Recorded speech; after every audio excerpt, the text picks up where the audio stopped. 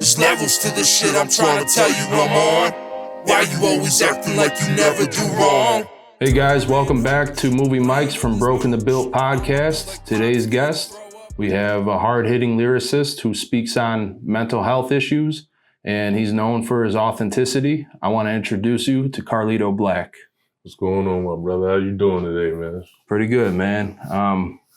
It's been an interesting week, man. I've been, doing this day job, and sometimes it comes with its downsides. I work with people with special needs, and sometimes these guys express themselves in different ways, and you end up getting hurt sometimes on the job. And I'm trying to stay afloat with my mental health when it comes to that. Today was a good day, man, despite the rain. We were talking about the rain kind of makes you a little reflective, gets you inside your head. I like looking out the window and just watching the rain fall and, just really reflecting on what's going on in life. Today is a perfect day to just figure out what's going on, Absolutely, I agree. So kind of getting into things, let's talk about what kind of a healing journey you're on and where you're at in it. The healing journey I'm on now is, I've been very heavy on, self-love and self-care. For a long time in my life, I really wasn't investing the necessary time and energy into myself because I was giving it to everybody else around me. So I pretty much left myself defenseless. Mm-hmm. If I can say that, that makes sense. I left myself totally defenseless, totally exposed, and my wall was down only for the simple fact that I'm so busy focusing on what everybody else got going on, trying to make sure everybody else good, that I'm not even paying attention to the hits and the losses I'm taking in my own life, because I'm striving to make sure everybody else is good. But the healing I'm on now, which is, like I said, self-love, self-care, meditation, learning to take more time out for myself and learning to build myself up by a little pep talks, everything from pep talks to getting back, working out, which I've been going strong for the last few months. Progress been there. That was one thing that kind of brought me down a lot because I always been a stocky dude, but times happen, things happen, and it takes a toll on you, and it takes away the energy you used to have to do certain things. So once I found that place of peace and I healed the way I needed to, then I started getting back to things I love to do, things that literally kept me going. It seems like, and by the way, I have been paying attention to you on social media. Your posts are mainly focused around maintaining your peace. You seem to be at peace and authenticity. I respect that about you, man. And just kind of touching on self-care. What are some things that you do to give yourself self-care, whether it's comfort foods, music that brings you comfort? What's that regimen look like for you? Working out, listening to music, recording music, documentaries. I love my documentaries. I'll be in my zone when I'm in my documentaries. Yeah. It's most of the things that bring me comfort, that bring me to peace, they literally is forms of art, whether it be movies, music, drones, anything like that. Even the video games at this point, I literally growing up, I was a little street kid, but I was a nerd at the same time, Dragon Ball Z and all that. Yeah. And so literally I be finding myself playing video games more than I used to. And for me, that's a form of comfort because I be chilling. I be in my zone. Nothing bothers me when I do the things that bring me peace. I just be in my zone. And it's a great feeling to be at this point now because going at the place I was before the healing even started, it was very questionable. I didn't even know what was going to happen next. Mm-hmm. And that's always a scary thing when it's your life, but you don't know what the next step is going to be. You don't know whether it's going to be good or bad. But like I said, through self-love, self-care, and healing, I took my life back by understanding I'm the author of my own book, and I'm the one that had the choice on what the narrative of my life is going to be. So Mm-hmm. that's the place I'm at now. Now, so when it comes to the healing journey, let's take it back to before this began. What did your life look like? And what are some of the experiences that you went through that put you on this healing journey? Just it stems from childhood to adulthood. When I was 3 years old, my father was killed, and like I still remember the funeral from that. And then in the midst of that, home life wasn't everything it needed to be. And then I took another loss around the age of, I would say, 7. I literally watched my grandfather dying from cancer. So that was like literally something that took, so from my youth to adulthood, it was just like a lot of trauma, a lot of pain that I had. Like, I'm the second oldest of 5, so I always felt like I had to be the strong one. I had to be the strong one. I had to make sure they protected their well. I didn't care about myself. I'm like, whatever happened to me, but as long as my brothers is good, as long as my family is good, I'm okay. Mm-hmm. So in the midst of all this trauma and all this pain going on, I got into the streets very young. Actually, shouldn't have been there in the first place, but I got into the streets, which was a constant conflict within myself, because I'm like, I'm getting involved in the same things that took the life of my father. So it was always a good and evil battle with that thing, because I'm like, I have like no reason to be, but I didn't attach myself to it. And being in the streets and being active in the streets, it was a thing that kind of, I know people probably won't get it when I say it had I'll say the positives was it gave me a militant mindset very young, and it made me very observant. Like, even when people didn't think I was paying attention or hearing or seeing something, my mind was locked in. Mm-hmm. And that was what made me kind of like a force to be reckoned with. But through the pain and the trauma of being in the streets, all that combined, it turns you to a certain type of animal, which at times I battled with that because I wasn't cool with it. But at the time, I felt like I have to be this way. This isn't about nothing but survival. So I felt I had to just be this way. I felt when I was out there, I had to be numb. I had to feel nothing. And the only thing that would cause me to feel something, if somebody was to harm somebody I love and cared about, whether it be somebody close to me or be my family.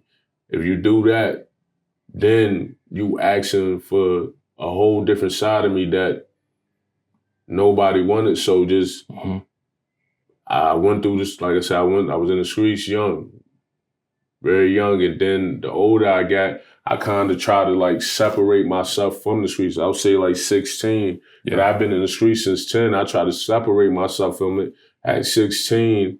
And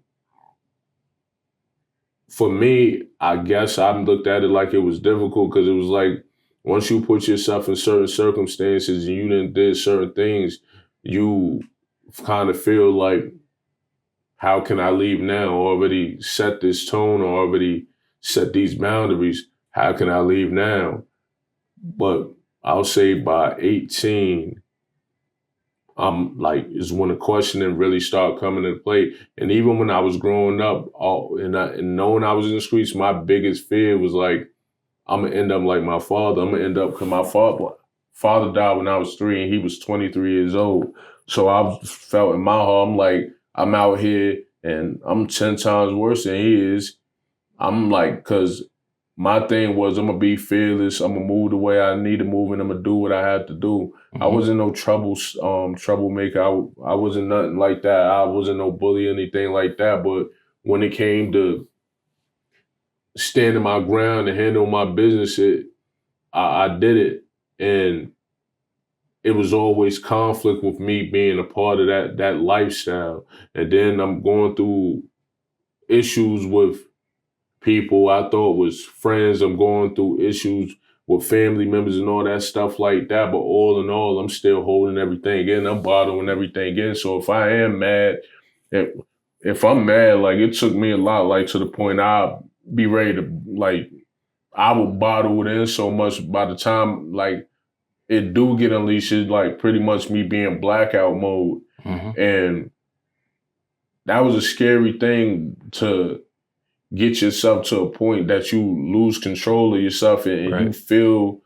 you slipping, like you feel like your body is still active, but mentally you feel like you don't have no consciousness over what you about to do. Like you just fully lost consciousness, but your body is like on go and ready to do something. So things just kept piling up, things kept happening. And I had my daughter. I was the first kid. I had my daughter. And I was, say, 23. I had my daughter at 23. Because my daughter has just turned 12. Oh, God. So I had my daughter at 25 because she just turned 12. That slowed me down with a lot of things. But even then, I was still battling within myself, because I had like so much that didn't happen in my life from childhood to adulthood, that I start seeing it leak out within my mental, like my subconscious. Like I always, for some odd reason, I never could sleep like I was supposed to sleep. It either one day, like it literally would take for me to be super exhausted to sleep the way I needed to sleep. But any other like regular days, I'm just doing what I do. I'm just awake, just sitting there trying to go to sleep, but I won't go to sleep. But then the nightmares came. And them nightmares were so vivid and so graphic. That's what it was like.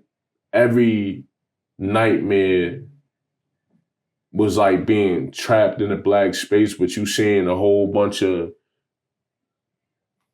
like evil stuff, and it start happening too constant. I'm like, this ain't normal. It ain't like from when somebody watches a scary movie or watch a certain movie and like it's in the back of your mind. I'm like, literally everything that I put in the back of my mind that I went through is starting to surface. And it's like I done bottled in so much, I couldn't handle it. And that's when the suicide attempt came.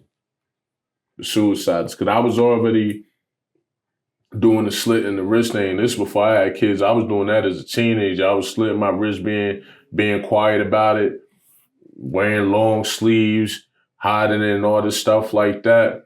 And it was scary, because I even noticed at a young age I had a tolerance for it, but I felt like it was more of a mental thing, like I was numbing myself to any type of pain. But people don't even understand when pain reaches trauma and pain reaches your mental, like it literally will feel physical when it start attacking your subconscious, because now you could literally be doing something else, nothing bad, just having a good day, but everything you bottled in could just out of nowhere just hit you. Yeah.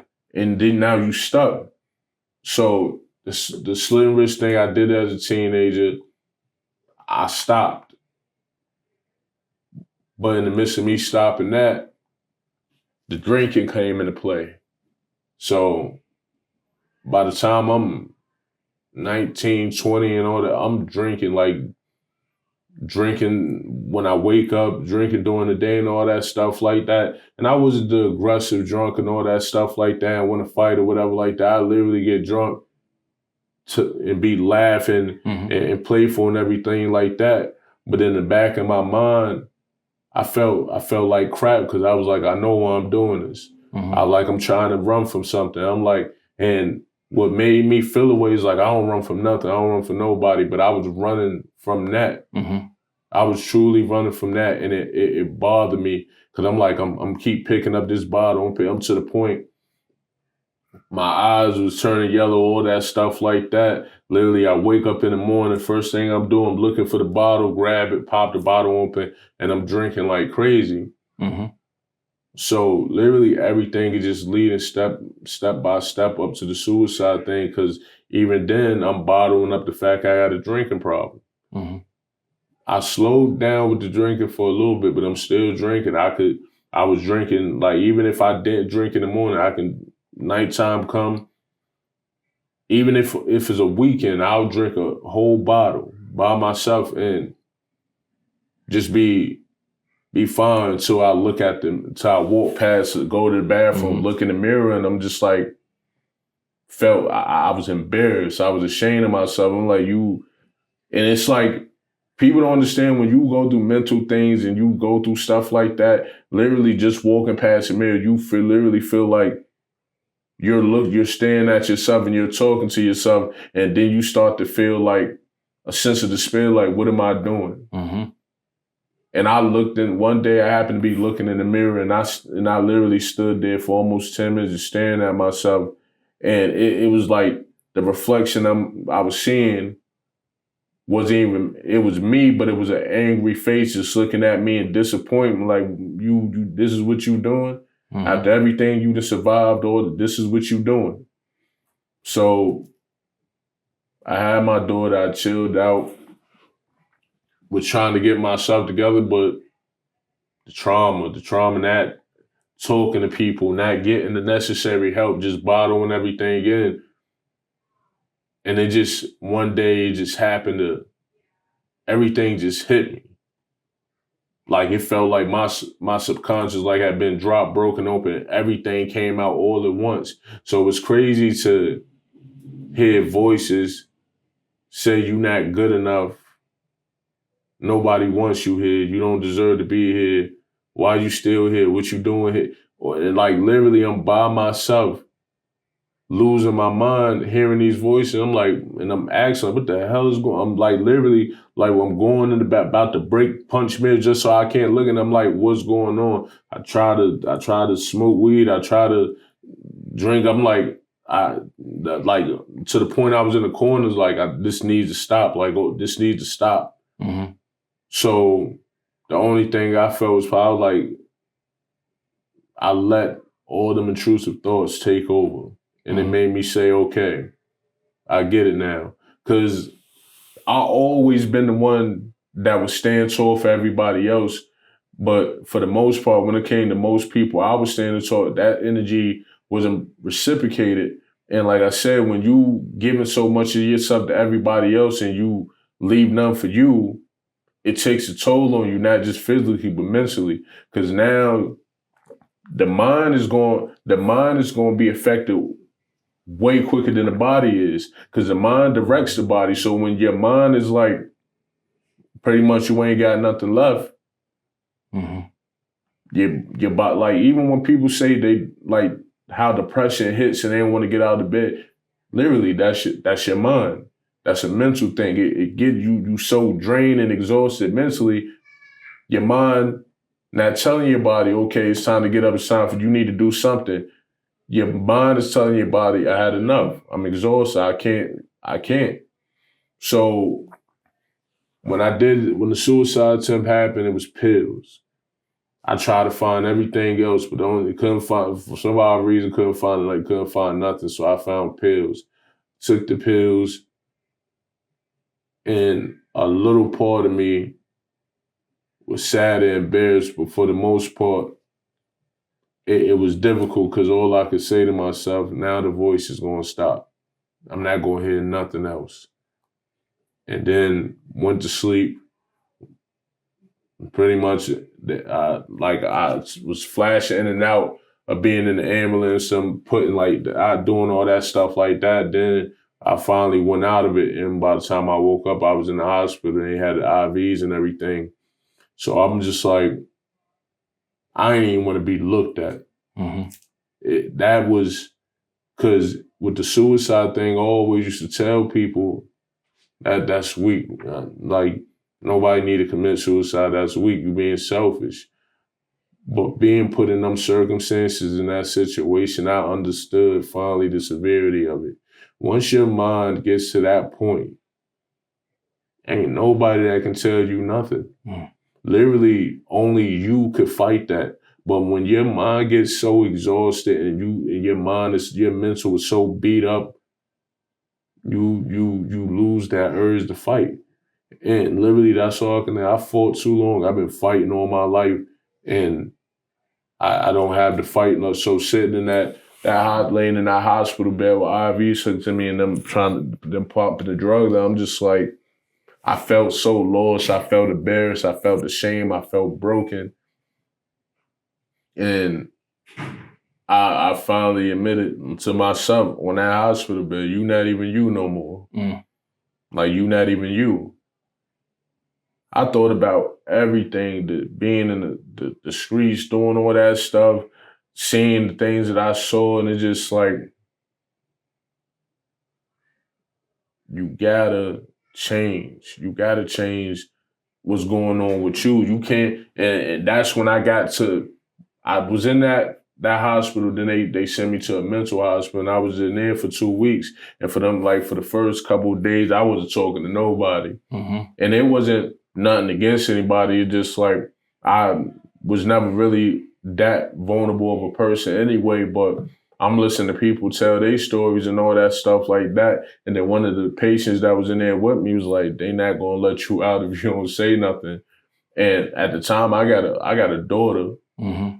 And that, I ain't gonna lie, that killed me, because when you in the mental hospitals, the kids can't come past. So my daughter, at the time, she was almost 2 years old. She's seeing me in there. I look like the Teen Wolf, because you can't shave and nothing like that. Yeah. But it's a glass door. Mm-hmm.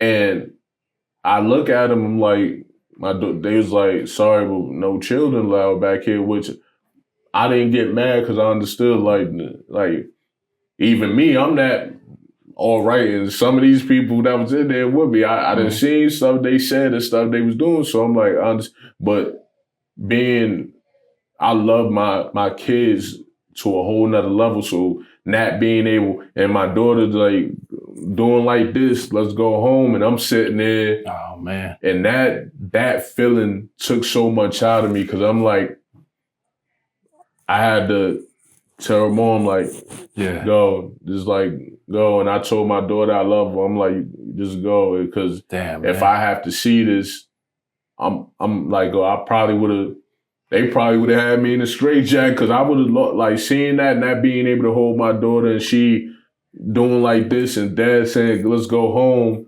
And it's like, I felt like I was in prison, because literally it was a glass door and she couldn't come inside. And I'm just looking yeah, this ain't it. This ain't it. I got out the mental hospital, was still battling things. I'm still battling things, but now my mentality had a whole different perspective. So now it's not, we not hurting ourselves no more, but we are gonna hurt whoever's willing or think they're gonna hurt. So I became a ticking time bomb. Literally, I was super defensive, was easy to snap, and people thinking he just rude, he being mean, but people now understand it. I was, even the medication, I had to get them medications, had me feeling like a zombie. They ain't work. I guess I got a strong vulnerability to the medications anyway, because even when I was in the mental hospital, I wasn't sleeping. And they gave me high dose sleep meds, and literally I slept for 30 minutes off a double dose of sleeping pills and got up in 30 minutes. And the people in there was like, did you even sleep? I'm like, I attempted to for like 30 minutes, but I was just in there laying down. So they used to always bring magazines out and put it on the table because it was a TV room, but that couldn't come on to the morning just for the sake of the other patients that would sleep. So I literally would be up early in the morning because I would walk out in the hall at 4 and they wanted to start turning the TV room until like 6. So I would literally be laying in the room trying to go to sleep, wouldn't work, come in the hallway, read a magazine, and literally sit there, just go and read a different magazine until the TV got turned on. And once I finally got out, like I said, I was still battling things. I was a ticking time bomb. I literally looked at people like I was angry with a lot of people for the simple fact. It's like, I didn't show I could love and care about so many people. And it was just like, where was that energy for me? I'll never paint a picture as a man like I'm perfect, because I'm not perfect. We all make mistakes. But when I love and I care, I love and I care. And coming from the life I come from, for that to be the case, that's something that's very rare. People that go through a whole bunch of trauma, it's hard for them to form that loving bond. But for me, it was different because I looked at it like this. The reason I loved and cared about people so hard, because I never wanted nobody to feel what I was feeling. And I always wanted to be they go-to, be like, you're not alone. Let's talk about that for a minute. You mentioned you lost your dad when you were 3. Your grandpa died of cancer. Is there any solid elders that are in your life at this time that are like planting seeds or guiding you in any type of direction? My primo, my older cousin, he like my big brother too, but my primo definitely been that, because he pretty much went through the same things. But the thing I respect about him most, which he also happens to be my manager, so shout out to Next Stars. He did what a lot of people didn't do. He did what a lot of people did. He didn't give up. Literally, all my life I've been judged and talked down on and said things about, and the only reason people kept doing it because like I said, I never said anything back. I don't feed it. I don't feed in the talk, because my mentality on a lot of things was, why would I feed into something someone's not going to say it in front of me? Like, you saying it to get a reaction for me to probably put me in a situation. So if I do that, then I'm giving you exactly what you want. So I literally never really fed into talk unless, like, I knew you and you was close and you disrespected, then that's when you'll get a reaction. But yeah, he pretty much pushed me to address my mental and more of my music, and he sparked that. I was doing it before here and there, but he the one that said literally get in that bag, and he was like, you don't have to go into deep detail about things. He said, but get in here. He said, let some of that. He said, music your therapy, right? He said, then let it be, and that's what I let it be. Music truly became the therapy, because it was like every time I felt something, I could put on a beat, or don't even need a beat, and I could just write. And I was zone out, write a whole song, and what people think just as a song for them, it's life for me. Like, I literally just gave you a piece of my life in a record and 2 verses and a hook. And he just kept, just use this as your therapy. Use it. So the more he did that, the more it became, I became more and more comfortable becoming vulnerable on my record. So I came vulnerable, making songs, talking about the suicide attempts and talking about things I've seen in the streets and things I went through in life, without disclosing too much details about it, but enough that I felt like a weight was off my shoulders, because it was hard for me to be vulnerable with a lot of people, because instead of them take the time to understand me, the first thing they want to do is judge. Well, you didn't have to do that, and it's like, you don't know me to say that. Right. Right. I tell anybody, I don't judge anybody because I don't know everybody's circumstances or what they've been through. It's one thing if I know you personally. I'm still not going to judge you, but if I know you personally, then yes, certain things I can address and say to you. But if you don't know me personally and you feel the need to judge me because of the way I am and my circumstances, then that makes you a selfish person. Because if you was truly a good person, you'll take the time to let me see what this person about. It's that simple. And for my primo, he did that. He been doing that. A lot of people changed up on me, even with the level of success I reached within my hip hop career. He never switched up. He never gave up. He never came to me with his hand out. He always focused on ways that I can become a greater artist, become a greater person. And to be honest, that's all I ever wanted. All I ever wanted was people to believe in my potential.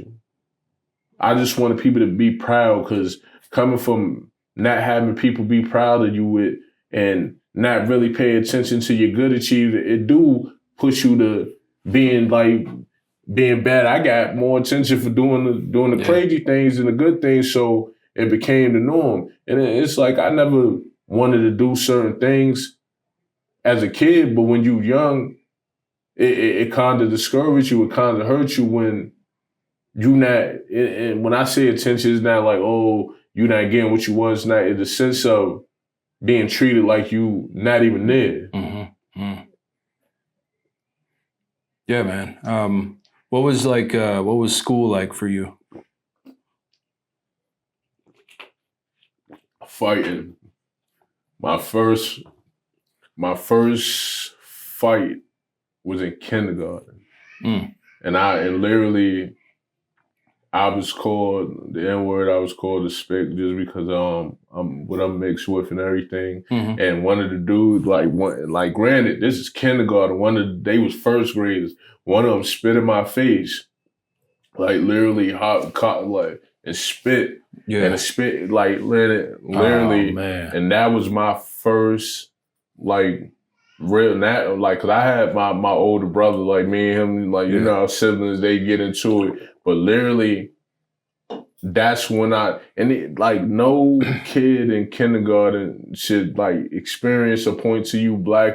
Literally, when the spit hit my face, I wasn't even bothered by what they were saying. But once that happened, and then they came after me, I literally snapped and fought all three and was knocking them down to the ground. And the only reason it stopped because the crossing guard lady, she came over there and broke it up. They all had to deal with their parents after the fact. But the thing was, I was so mad that when I went to my mother, the spit was still on my face. I had fought and everything, but the spit was still. I was so mad that I didn't even wipe. I just started fighting automatically. So from things like that, it'll shape you in a way. And I fought a lot. I fought a lot, and from then to elementary school, I fought a lot. I did a lot of things I ain't proud of. I ain't gonna say the girl name because we cool, we real cool, and plus she's the niece of somebody famous. But I will say this: in first grade, I'm a kid. As kids, we don't understand. I didn't get the pep talk about, oh, if a girl is doing this, it's because she like you. So I had a girl, I guess she liked me, but she was being a bully, teasing, hitting me and all that stuff like that. So when everybody went out for recess, I told the teacher I had to go to the bathroom. She said, okay, after you use the bathroom, come out for recess. Instead of me go right out after I used the bathroom, I went to the teacher's desk and she had a box full of thumbtacks. And I poured them all in the girl's seat and made sure they were standing up.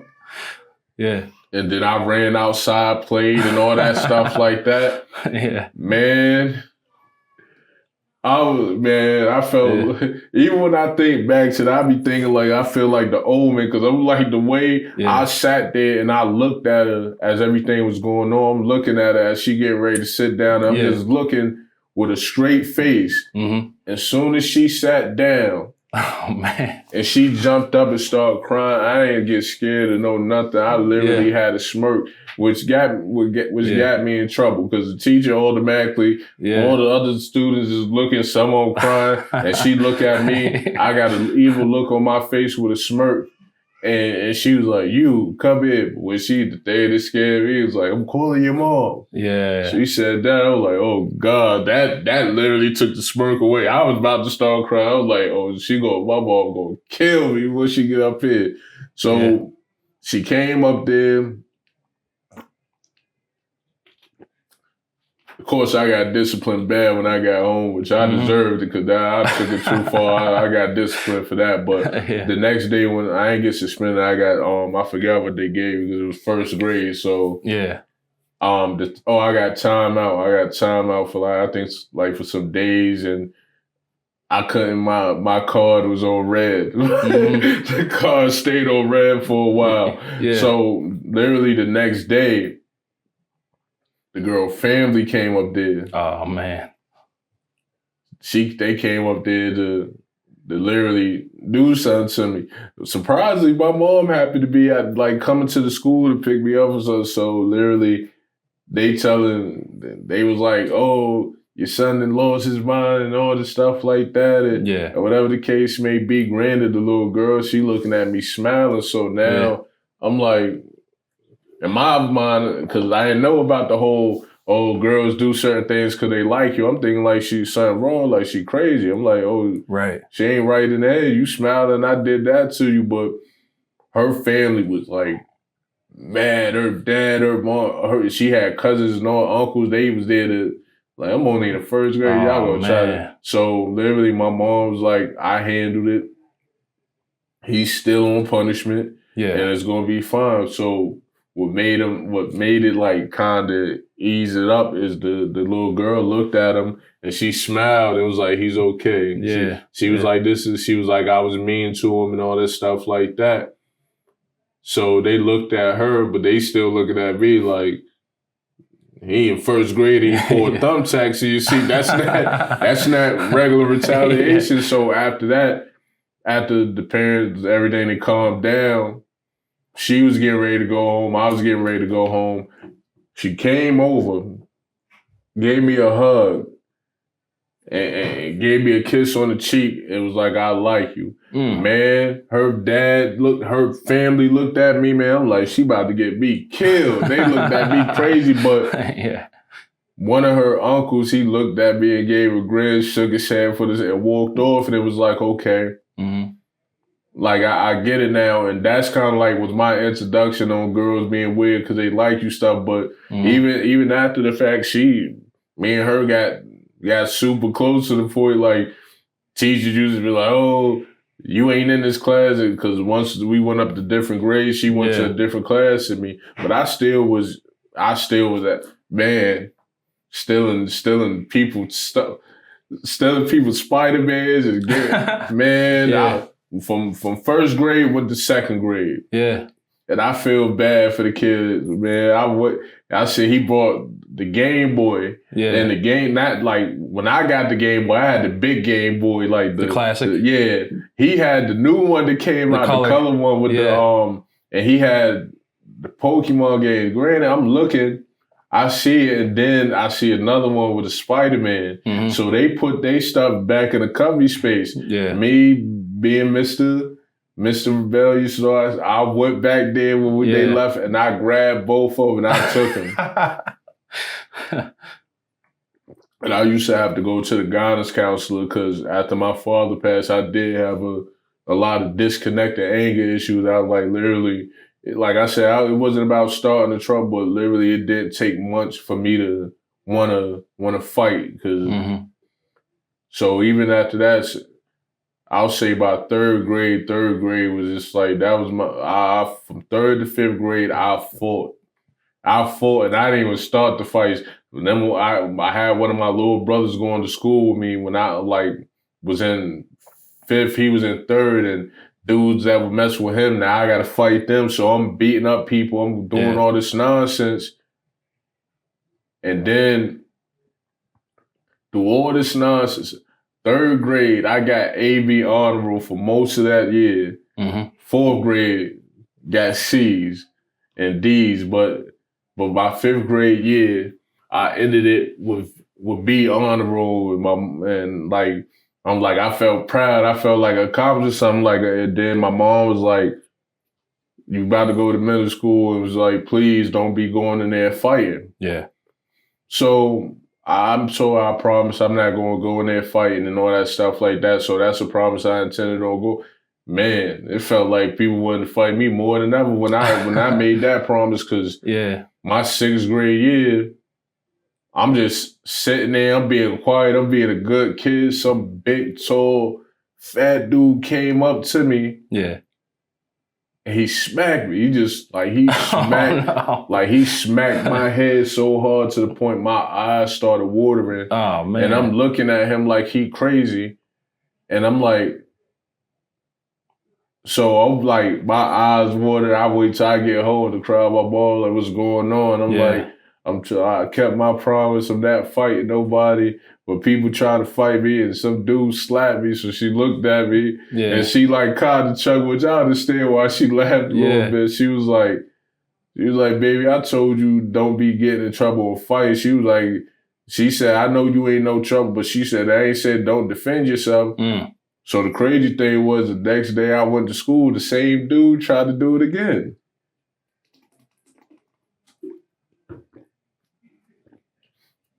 I let him do it just so I can. So, cause I'm like, if you hit me and the teacher see it's gonna be on you because you started with me. So he did it.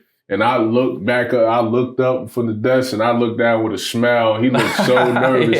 And I just got up and like went to work. Yeah, slapped him and just literally, he was like, oh, he's crazy. He need to be suspended. And she was like, he need to be suspended. You smacked him. Like, and this ain't the first time. She said, I heard about the first time too. Right. So from then, now I'm back in the realm of fighting. 6th, 7th, and 8th. I'll say by my high school year, I ain't getting into too many fights. That's by that time, I already had a reputation as a brawler. Even when I came to high school as a freshman, all that freshman haze and stuff, I ain't go through that because I already had a reputation like, oh, he'll fight. He'll definitely fight. So I like high school was more so when it came into play that I started seeing things that about myself that started to bother me. And the crazy thing, I'll say middle school is when I got really into, because I've been freestyling since 10, but middle school is when I really started getting into freestyle and getting into ciphers and all that stuff like that. So I always had a love for music, but then it was like a dope feeling to be able to say, oh, I could rap too now. So that was always something I enjoyed doing. Even when I'd be on the blocks in the different neighborhoods and they'd be like, yo, rap something. And it'd be cool because it'd be so many people like, I didn't even know he rap. He's so quiet. Sometimes you don't even know he there. And then you bring him up here, he just go off like that. So that was something that was always like comforting me to go to a cipher or have a instrumental CD and just put my headphones on and do that. But like I said, high school is when, because the crazy thing, I had a psychologist from 3rd to 5th grade, and that was like the deal with the like anger issues and things such as that. But by the time I got into high school, that's when I noticed certain things was like off, and it wasn't a physical thing. I knew it was something mental, and I always was like questioning myself. Like I was like, that's when I wasn't sleeping like that as a kid anyway. But even in high school, that's when it's like I got to be up super early in the morning, and I can't even fall asleep. So that's what bothered me. Like literally that bothered me a lot. But at the same time, I'm keep brushing it off like it's nothing. And it just getting worse. And now it's getting to the point I'm recognizing at times I don't even want to get out of bed. But once again, I'm just taking everything like it's a phase. And like I said, high school, I ain't really had to worry about the whole fighting aspect. But outside of school, it was a whole different thing because I'm still in the streets, granted at that time, probably heavier than ever. And my senior year, I got in trouble and caught an assault charge. Senior year, and got into a situation, got into a brawl. I'm sitting there getting ready to graduate. Yeah. And on my way to the graduation rehearsal, my stepfather gave me a call and was like, "There's a warrant out for your arrest." So first thing, I'm not thinking logically. I'm thinking to myself, okay, he snitched. The dude snitched on me. Like, it wasn't even no weapons involved, but I did do damage. So I'm just looking at it like, and he was like, "You got two options."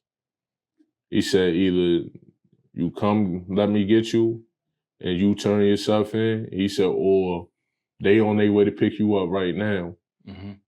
That was a no-brainer. I'm like, "Come get me." I was like, I'm about to graduate. I was like, that a little crazy as hell. I'm walked out of handcuffs by a car. I'm like, "Nah, come get me." Come on. He looked at me, he said, what you out here doing and all this stuff like that? But the thing I caught a charge for, I tried to stand up for some people, and address the situation.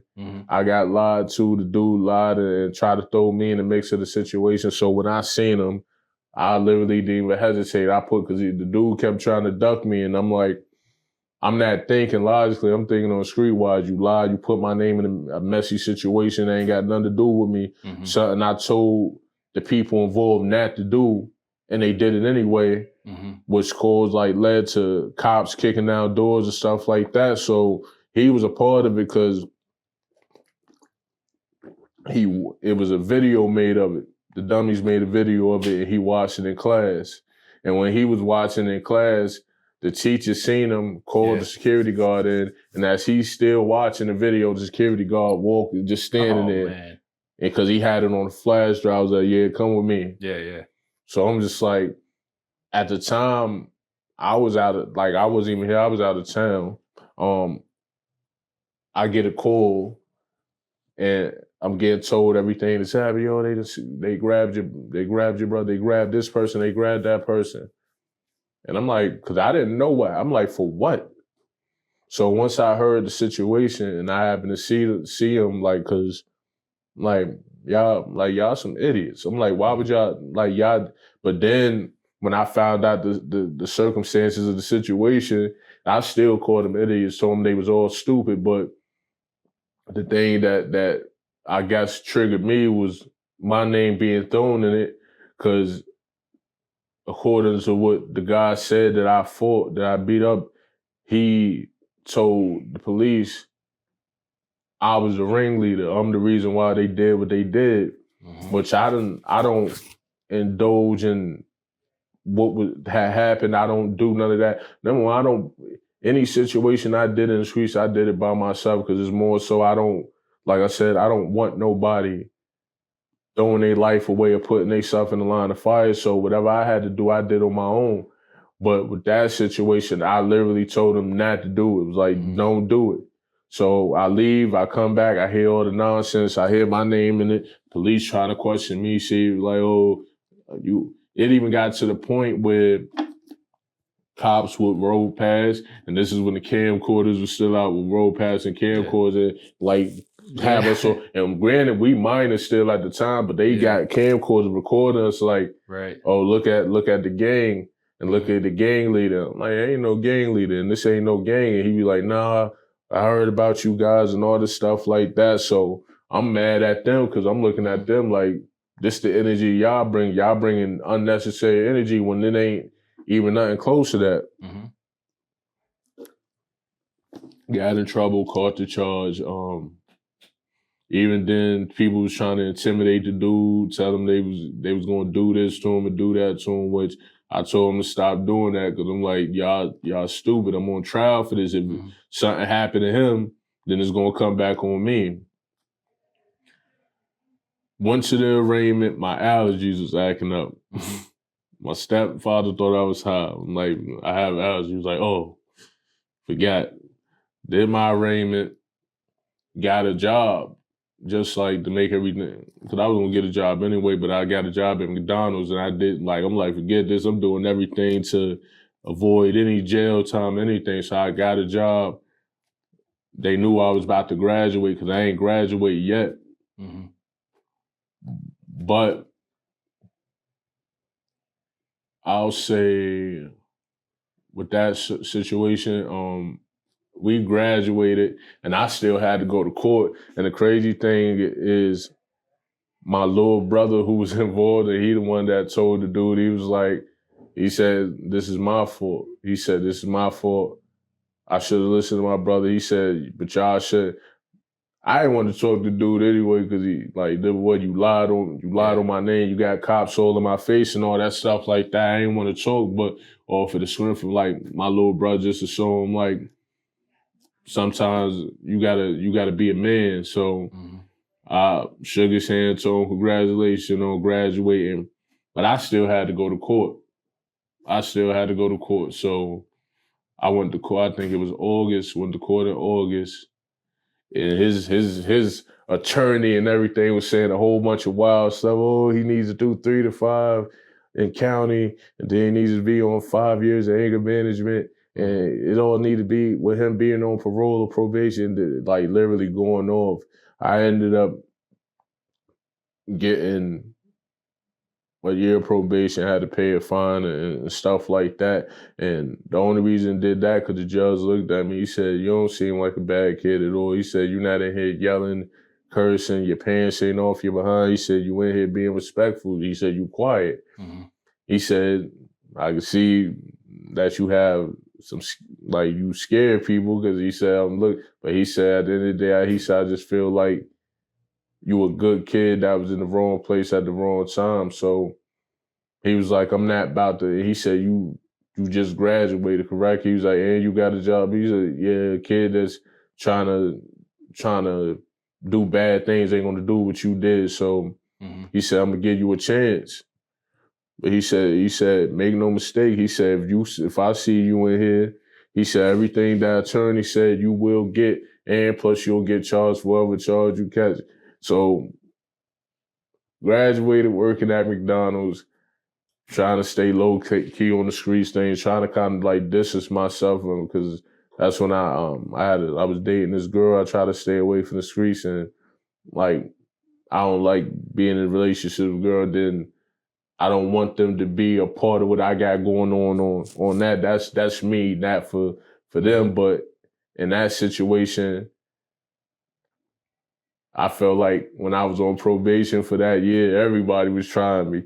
Like literally everybody was trying me. I almost slipped up a couple times, but I did have a couple solid people around me that like tackled me. Like, cause I went to go chase after a dude and they tackled me to the ground. They was like, think about it. If you do anything to him and you get locked up, just know you getting years. They ain't giving you much. They giving you years. So I was appreciative for the ones who did that because other ones were trying to hide. They wanted me to beat the dude up and everything like that. And the crazy thing, it all started over a rap battle that I won. All over a rap battle. He tried to show off in front of the girl I was dating, and he said some crazy stuff. And I'm like,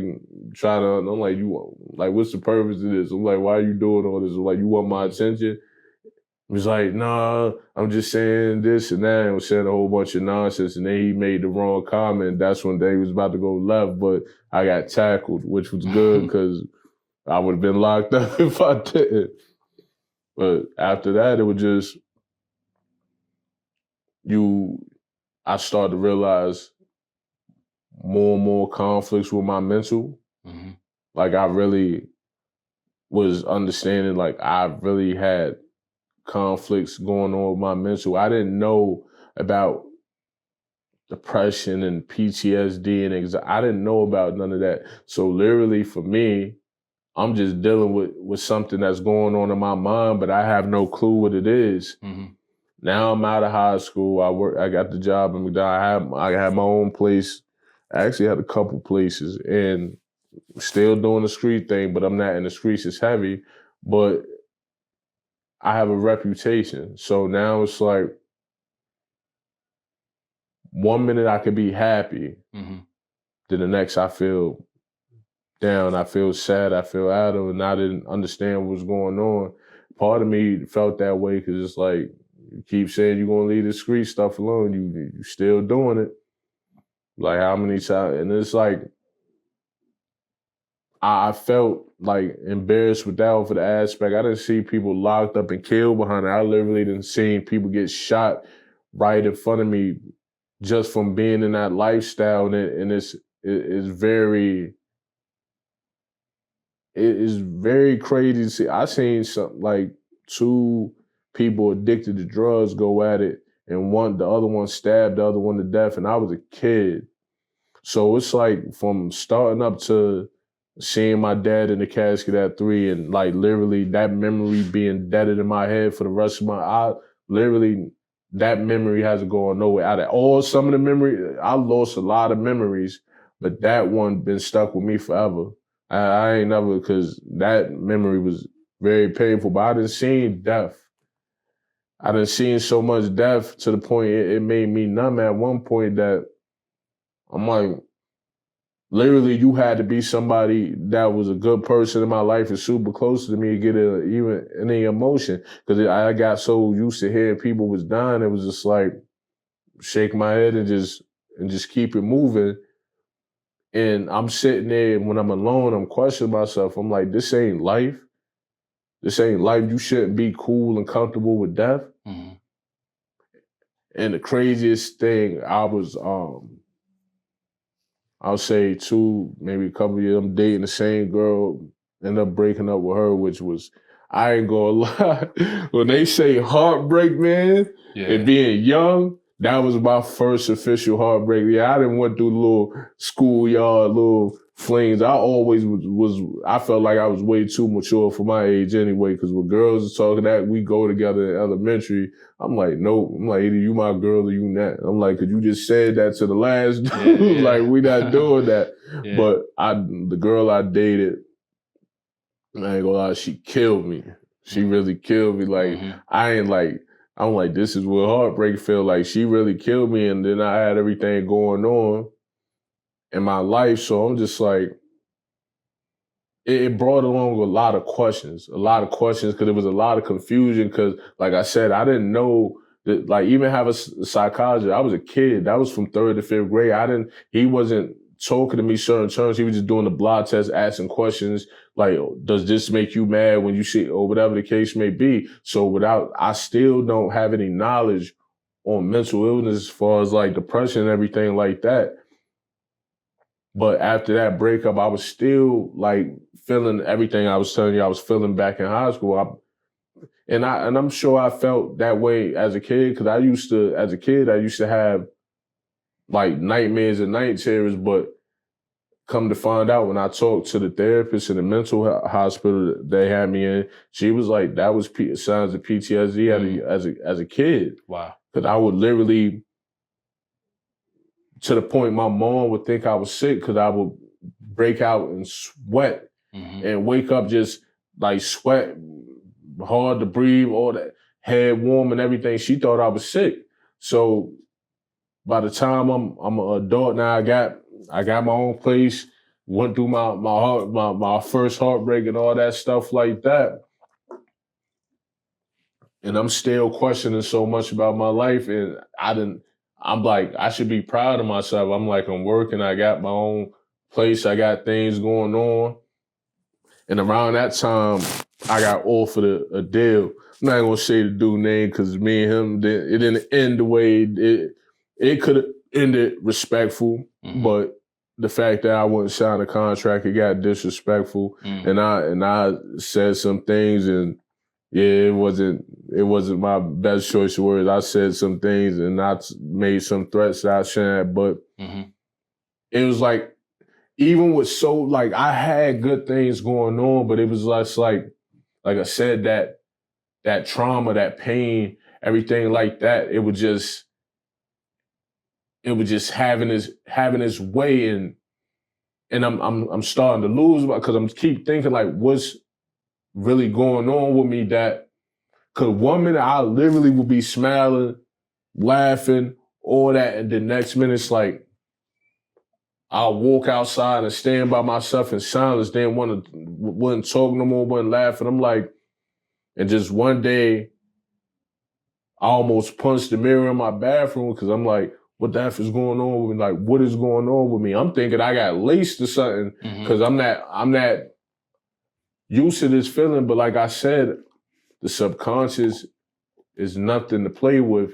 And everything that was being held in, it's like somebody unlocked that vault and it was coming out. So now it's not only coming out of my subconscious, it's coming out of my dreams, it's coming out in daydreams. I could be wide awake and something to flash in my mind about something that I done seen or something I done done or something that I done been through in my life. And now it's hit me heavy. It's hit me super heavy. And I'm just trying to understand what's going on with me. I'm like trying to really understand like what's going on. I'm like, this is not a good feeling at all, because it's not good when you don't have answers for the questions you have and like you feel lost, especially when it's coming to you. Like physically, I'm okay, but even physically, I was losing myself. I stopped working out. Like I said, I was drinking and everything like that. Smoking weed, partying, like finding every reason to party and all that stuff like that. So it's like literally, instead of getting the answers you deserve, I'm trying to fill that empty void by doing everything else. Yeah. Like, forget the answers. I'm going to just go party. I'm going to go just do that. So everything just started catching up and catching up. It's like, damn, you can't even appreciate your own accomplishments because you got all this stuff on your mind. Like, so you're not even being proud of yourself. I can tell somebody else, I'm proud of you, happy for you and all that stuff like that, which I was doing. But then they'll get to them dark moments, be like, you don't even say that to yourself. You ain't even proud of nothing you doing. So 20s, I'm done with high school, graduated, still working. By my 20s, I'll say my 20s was a wild time because that's when the true conflict came between 1 foot in the streets and 1 foot out. Literally, that was the thing. 1 foot in, 1 foot out. And in my 20s, just before I had my daughter, I'm like, I gotta leave this, because either I'm gonna end up hurting somebody and getting locked up, or somebody gonna hurt me. I'm like, my mental ain't right, all this stuff like that. And then what really hit me hard and set the tone for like all out, now I know something wrong with me. I had a friend named Chuck. Chuck is from Georgia, Atlanta, Georgia, or Augusta, one of those. He's from there. Coolest Caucasian dude. He had his moments when he got drunk. He was like a few years younger than me, but like literally I was the big bro, kept him out of trouble and everything like that. And even him, I knew he was battling things, because one time we were supposed to go to a party and he started just like talking about a whole bunch of crazy nonsense, and he doing this at somebody's house, so I invited him to. So now I'm embarrassed, like, bro, like, chill out. He's saying crazy things, so I got to kick him out and tell him, like, yo, you ain't going to this party tonight. You going home. Because that house we stopped at, we just stopped to talk to the people. I'm like, you going home. I go to take him over. He tell me I ain't getting in the car. Like, I ain't getting in the car. He said, you going to talk to? He said, we supposed to be brothers. I'm like, you all my bro, but you acting. I'm like, you need to go in the house, sleep it off, and I'll talk to you more, because you ain't going to remember. He was like, I ain't going nowhere. He said, if you ain't going nowhere neither. He said, if you want to, he said, only way you leave, we got to fight. And I felt it wasn't even a disrespected feeling. It was more, it was a different type of feeling because it's like, I'm really trying to help you. I'm trying to save you. Because if you go out and you say that to the wrong person, something going to happen to you. Mm-hmm. So in the midst of all that stuff going on, he swung. He swung, and that's when the disrespectful feeling came into play. Because I'm like, why? Mm-hmm. I'm trying to protect you, man, and even brought you home, came outside the car to make sure you walk in your house safely. He was drunk? I don't know what he was. I think because K2 was popular around that time. Oh, yeah. And he had drunk too, so he was losing it. So I literally beat him bad, had my hand on his neck, cocked back, and it was going to hit him. And I told him, imagine what I could do to you right now, but I'm like, I felt myself blacking out in that moment, so I let go because I seeing him like that, and he in my eyes he was still my little brother. So I'm like, I can't. I'm like, now I'm gonna ask you again. Go in the house, get some rest. I took his phone and everything, so he couldn't call nobody or go nowhere. So he went in. He called me yesterday from his house phone, and he was like, "Don't feel bad about what you." He said, "I deserved it." Which I respected the maturity because who if I had let you go out to that party and you had said something to the wrong person, the situation had escalated, then now I would have felt bad because I knew you wasn't in your right mind to be out nowhere. You need to go home. So fast forward to that situation, he ended up committing suicide. He in Georgia. He in Georgia. I'm in New York. Literally a couple of weeks before that, me and him had talked. And he was like, I'm going to come up there and you got to give me the tour. All the 5 boroughs, all that stuff like that. I'm like, of course. I'm like, that's mandatory. I got you. Reaching out to him, not getting no answer. Get a text from his mom. He's gone.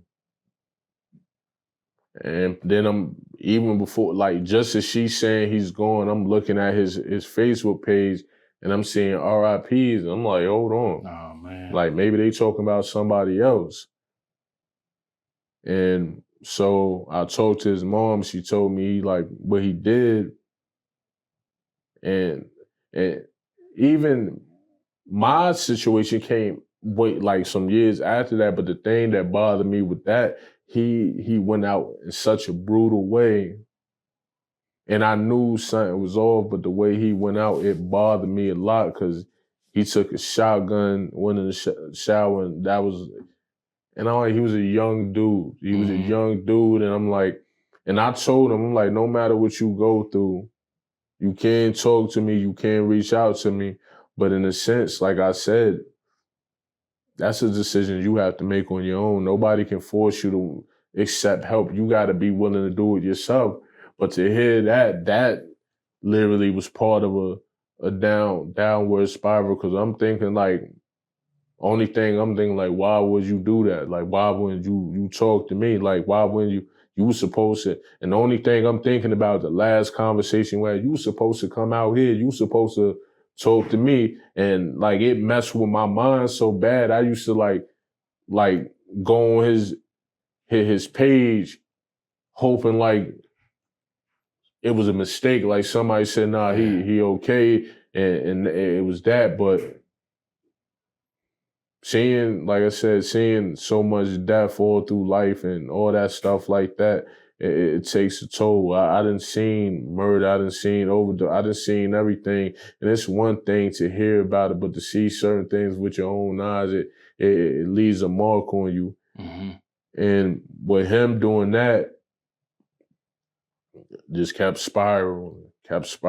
Then my suicide attempt came. Did what I did with that. But the thing that I really reflected on that really put everything into perspective was you didn't love yourself. Out of everything I went through in life, whether the good or bad was, I hate to say it, but my life was filled with more bad than it was good before I really took the wheel and took control back because a lot of people don't understand how much you take away from yourself when you put everybody before you. It's nothing wrong with caring about people. It's not wrong with caring about people at all. But at the same time, we as people gotta learn to start making ourselves options and make ourselves priorities. We so busy, I want to make sure she good. I want to make sure he good. I want to make sure everybody good. But not once in the conversation do we say we want to make sure we good. And I battled with that all my life. So when it came to a time of me regaining that, like I said, self-love, self-care is how the healing truly started, because I had to really sit back and isolate myself and literally cry lion tears to the point I was wrong to understand, like, the people that may have hurt you, but take accountability for yourself for the things that you allowed. Because that's not you. You're not the person to get taken advantage of. You're not the person to let people hurt you, but you let that happen because you cared. You let your heart block your judgment as far as your mind. And so when everything was going on, it was easy to avoid my problems because I'm trying to play Dr. Phil or Montel to everybody else. People come to me with their problems. But when I isolated myself and really thought back on my life and thought about the people that was there and who wasn't there, majority of the people no longer deal with me. I cut them off. I distanced myself for the fact that if I didn't, I wouldn't have made the progress I made today. Everybody is not going to salute someone digging themselves out of a black hole. But people will cheer you on to do anything to stay there. That's something I noticed when I done seen people drink that didn't need no more to drink, and you literally see people hand them another drink and all that stuff like that. And I was one of them people that was getting handed a drink, knowing that. And then it's like, all right, when a situation about to happen, and I'm in defensive mode because somebody bought something, and you didn't gave me all this liquor, knowing how defensive I am, I thought about all that stuff. I really sat back and I thought about all that stuff. Like, I put myself in this situation because I allowed it. Did I ask to be treated this way? Absolutely not. But we all have a choice on what we choose to allow, and that's where we have to take accountability at, because when you take accountability for what you allow, it helps to avoid you not going through that mistake again. And that's what I had to do for myself. I had to look about everything I did in the streets, the drugs, the guns, getting in the fights, literally doing stuff that I had no business doing. I had to look at the stuff I went through with family members and so-called. I had to think about everything and put everything into perspective, because if I didn't, literally, I'm still leaving things in the subconscious. I'm still leaving things that can creep back on. But now it's to the point now, like I said, I isolated myself and put everything into perspective the way I needed to have an understanding that, like, you won't end up hurting yourself bad.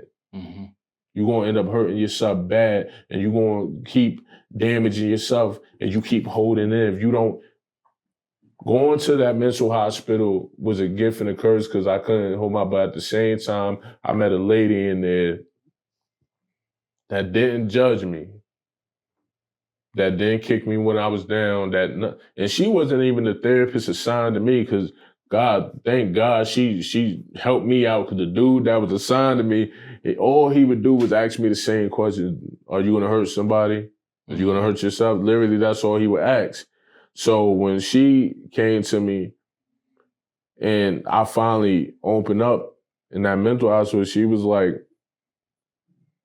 literally, she tried to hold her tears, but didn't last long, because she was like, I truly don't understand how you still stand. And like, she said, I don't. She said, I done seen a lot of people come in these hospitals with different stories. And she said, you can tell it's not a lot of truth, but she was like, you have a look in your eyes. She said, don't get me wrong, you're a warrior. Mm-hmm. But she said, but either warriors got to deal with pain to become the warriors they need to be. Mm-hmm. And she said, you can see that in your eyes. She said, you don't even have to say a word. Mm-hmm. She said, but you have a cold yet warm and look in your eyes like you want to embrace, but at the same time, you questioning, is it worth the risk embracing? So she definitely played a part in helping me get things in perspective. Because when I got out of the mental health and started slipping up and stuff, I thought back to what she said. And like I said, after all the street stuff, the suicide, the slit in the wrist and everything like that, like I said, self-love, self-care. And these last few years have been the years I needed. And I have been going crazy as far as promoting positivity, good energy, self-love, self-care. Like I tell people, self-love, self-care is not an option. It should be a priority. Not some of the times, but all of the times. Because our greatest support system has to start with us. Because if it don't, we lost. Because you can't depend on not your parents, not family members, no nothing. Is it cool to have the backup? It's always cool to have backup when it's sincere. But at the same time, we have to get to that point where we have to understand that we are our greatest. You have to become your greatest support system. Because what are you going to do when it's just you? You're going to still keep searching for everybody to give you that push, to tell you they believe in you, or you're going to believe in yourself and know your worth and get out there and make things happen. That's what I did. I took accountability for the things I allowed to happen. I took accountability for the things I'd done myself. And for the first time in my life, like I said, I just started living. And when I said just started living, you can't say you living when you trapped in a bubble full of trauma, pain, and confusion. You can't say you living because I wasn't able to move correctly. Because every time I felt like I was making progress, everything that I buried inside my mind was pushing me right back. So when I start loving myself, caring for myself, literally taking my mental as serious as I should have been a long time ago, for once, I can tell myself, because I started embracing things that I used to embrace as a kid. Like even today, I love nature. Like I said, even with the rain, I love to sit by the window and just let my thoughts go. But it's not the thoughts it used to be. Now it's thoughts of like, what's going to be your next move? How are you going to continue to maintain what you got going on now? It's always about making positive steps. You can complain all you want. You can blame anybody all you want. But the true question is, what are you going to do to become the greatest version of yourself possible? Because I don't sit around blaming it. Yeah, a lot of people did me wrong and I didn't deserve it. But at the same time, the accountability comes when you said you allowed them people to do. Because I could have flipped out. I could have fought everybody. But even that is an immature response to when you can just distance yourself. Like I said, I don't respond to toxic energy. I don't respond to negativity. I would distance myself from you before I do that. Because for me to respond to that, that's going against what I believe in. I believe in positivity. Even if I have an argument with somebody, it'll more seem like a debate. Because like I'm at a point where I can control my emotions. And it's not something that's easy. I still work at it. That's why I say it's a daily thing. It's a priority. Because the minute you gain that, you get too confident, you get too comfortable, that's when things can sneak up back on you. That's why I don't take no days off. I literally give myself pep talks. I literally pay attention to everything going on in my life. And whether I address it with myself or someone else, I put everything at the forefront so it can be handled then and there instead of burying in my subconscious and have to deal with it later. Yeah. Because the older you get, the more your mind starts to boggle around. Because now it's like you might be getting older, but mentally your mind is going to your mind is going between youth and old. Like so now it's like, and how you live your life will literally affect how your mind goes. And it's the honest truth. That's why it's so many people that's up there in the 80s, 90s that's still coherent. Because self-love, self-care. They took care of themselves. But then you can tell for the people that didn't do it because they got all type of stuff. They become lost. Mm-hmm. They become lost after years of thinking they was moving in the right direction. One thing happened, they become lost because self-love said you wasn't making a priority.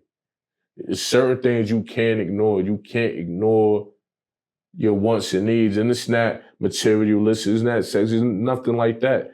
You can't ignore your needs as far as with your mental needs, and you can't ignore your needs as far as your body. Your mental and your body is very important things but the mental is the most important of them all because the mental controls everything. So if you don't do right by your mental, literally you already lost.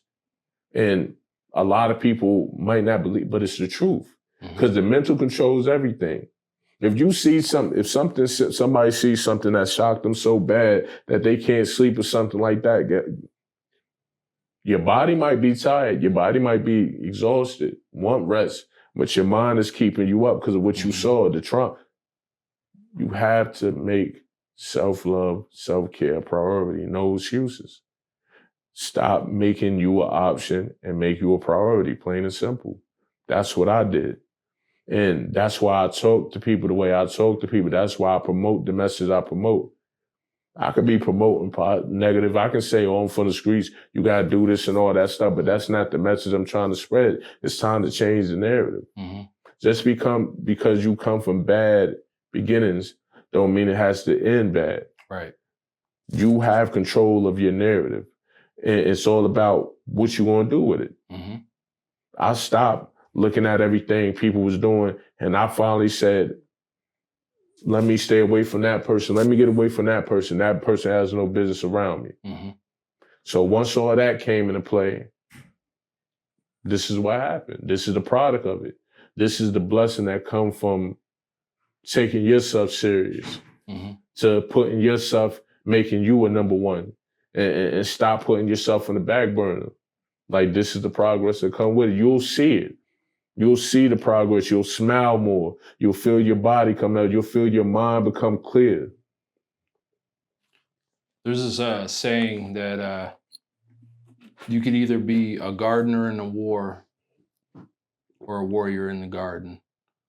And it seems like you're at peace right now. You are a warrior. You're in that garden and you're tending to your crops, which is your mind. And it seems like you protect your peace by any means now. Absolutely. Speak on that a little bit. How do you protect your peace nowadays? Distancing myself from anything, anybody that's toxic. And I tell, like, because it was something I used to ignore. I like I told you, I used to always see the best in people, no matter the wrong they did. I always would try my best to see the best. But now it's at a point now, I didn't try to do for so many and help so many.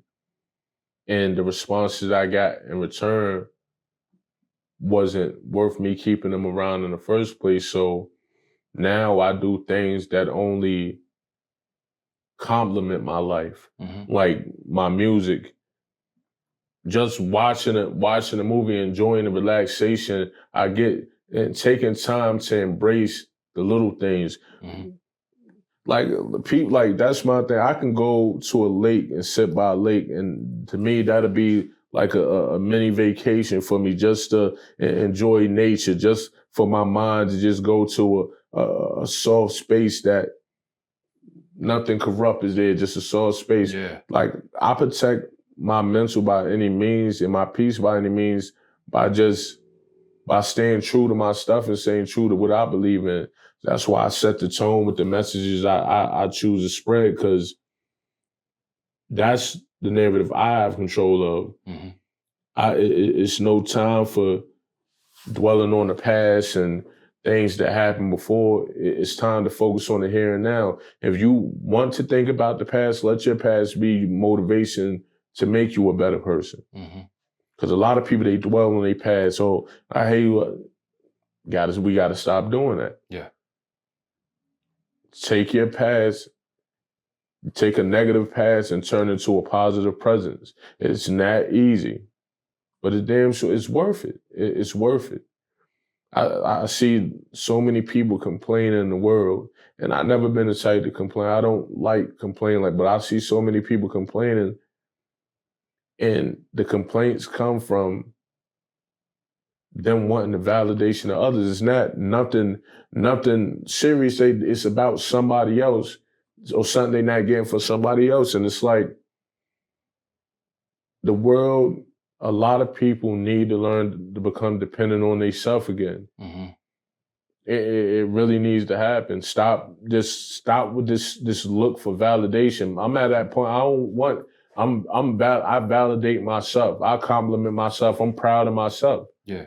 Because if I wasn't proud of myself, then I know where I would have been. Mm-hmm. I had to start loving myself to get to the point that I'm at now. I had to start caring for myself to get to this point. Because if I didn't, I wouldn't be here. Mm-hmm.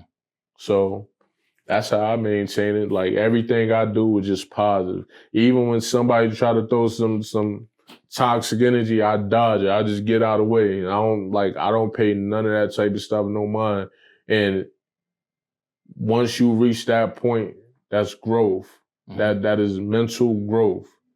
And it'll feel like a weight off your shoulders. It truly will. What's next for you on the horizon? I plan on dropping 2 projects before the year is over. One is a mixtape called Bridging the Gap, and the other one will be an EP called Legacy. Soon, I plan on doing a documentary, a biography documentary. I plan on doing that because, man, it's been a hell of a life. So I feel like it's that time and the point and the place that I made it in my career, in my life. I feel like it's time. Of course, there's going to be more added on to it, but I'm feeling like why not start now? People keep talking about getting into the podcast, but I'm too locked in with the music. Maybe I'll do that when I slow down with the music, whenever that happens. Mm-hmm. But I'm just focused on like working with and being around like-minded people like myself that truly believe in positive energy and progress and elevation. That's literally I want to work with people that have that mentality. Mm-hmm. And it's not just music thing, even if it's with the mental health thing, like anything I can do to contribute to help anybody and spread some positive energy, I'm all for it. Man, that's a beautiful thing, man. I feel like I know a lot more about you now, man. You're not just a person on my playlist, but you're a positive figure in the community. Absolutely. And I thank you for coming on this, man, and speaking your truth and allowing others. I'm sure you've told these stories before, but I told but the detail just like I said, what you're creating for the people is something that's needed. So I appreciate you for giving me the opportunity. So I felt like it was only right that I come up here and I set the tone on my behalf to let people know you in a space where you can speak your truth and you can do what you have to do, because it's so many people that need platforms like this to, like I said, even if you take baby steps into addressing something, it's better than not doing nothing at all. Sometimes it is best to take baby steps. So that's what I'm telling people. Like, this platform is needed. I'm telling you, it's going to change. It's going to change a lot of people, and it's going to give people a whole different perspective. Thank you, man. When I first started out, it was just me in my van. My van is like my safe place right now. And I was just venting to the world. And then, I wanted to bring guests on and have somebody else besides myself, because we're all kind of going through a battle and we're all at different phases in our life of which we are in this battle of the mind. And there's a lot of relatability in what we talk about. And even if it sparks some kind of change within somebody's mind, none of this is in vain, and we're not locked into the character that people think we are. We all have the ability to change. We all have the ability to mold our mindset into a positive one like you did. You've been through hell and you overcame. So kudos to you, man. Let's save, we'll do this again some other time, man. But Absolutely. I appreciate you coming on, man. I appreciate you for the opportunity. And like you said, you started in your van and now so kudos to you for you taking the next step. Because these type of subjects and conversations is not always easy to have, but when they are have, you see how necessary they are. So absolutely, you literally, like I said, you're bringing something to the forefront that's needed. Mm-hmm. Everything doesn't have to be about music and entertainment. Sometimes it is necessary to tap into deeper perspectives to get the mind going because what you doing will impact people in a way where they will get to an understanding that it's okay to be vulnerable, but be vulnerable with the right person. And you yourself, you show your vulnerability, so it'll open doors for people to do the same. Just keep doing what you're doing, bro. Just keep doing what you're doing, because like I said, this is needed. Like, I wish it was platforms heavy like this when I was like really going through it, and like, because it wasn't anything pushing this agenda. And now it's like a common thing to see on social media and TikTok. But even though people still look at it like it's comedy or something like that, with your platform, you are literally bringing it to the forefront, and you're gonna have people reaching out to you, bro. They gonna want parts of this. I'm looking forward to it, man. I don't know where this is headed. I want this to be my claim to fame. I'm just gonna put that out there, and I'm not stopping, man. I'm like just having people like you, Don Royal. I'm excited to see who wants to come on next, man. No, definitely. Like I said, it's people, for anybody out there, if you got a story, and like when I say you wanna clear your mind, you wanna talk about how you healed through something, the bro was here. He created the platform for that reason. Yeah, man. Wow. Yeah, so this is episode 8. Look forward to definitely more guests. Absolutely. This has been Movie Mics from Broken the Built podcast. Thank you for tuning in, and you guys enjoy yourself a day. There's levels to the shit I'm trying to tell you I'm on. Why you always acting like you never do wrong?